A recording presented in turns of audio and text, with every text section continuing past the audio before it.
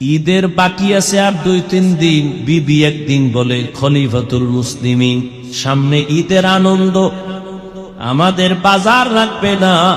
সন্তানদের জন্য কিছু কাপড় কিনা প্রয়োজন। বলে, আমার কাছে টাকা নাই। ওমর বলে, আমি পোশাক কিনবো কিভাবে, টাকা নাই।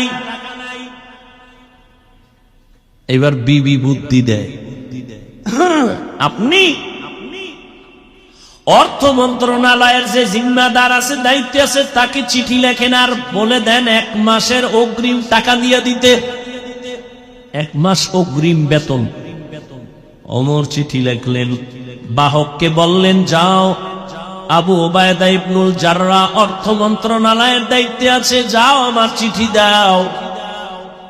বাহক চিঠি নিয়ে যখন আবু ওবায়দার কাছে চলে গেলেন, আবু ওবায়দা চিঠি দেইখা হাউ মাউ করে কান্না শুরু করলেন। দেখছেন নি কারবার, হারকে দারাত খৌফে হক তার দিল মাদাম, জান্নাতুল মাওয়া দেহত হো রামাকাম। আবু ওবায়দা কান্না করে উল্টা আরেকটা চিঠি লিখলেন ওমরের কাছে, খলিফাতুল মুসলিমিন, আপনার কাছে আমার 2টা প্রশ্ন লিখে দিলাম, জবাব দিলাম, 1 মাসের অগ্রিম বেতন দিয়া দিব।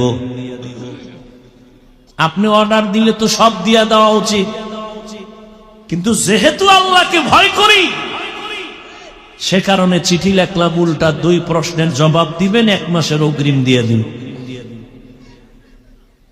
ওমরের কাছে যখন বাহক চিঠি দিয়ে দিল, খলিফাতুল মুসলিমিন ওমর চিঠি দেখা তিনিও কান্না শুরু করলেন। ওমর চোখের পানি ছেড়ে কাঁদতেছেন। চিঠির মধ্যে 2 প্রশ্ন লেখা। 1 প্রশ্ন হলো, ওমর খলিফাতুল মুসলিমিন,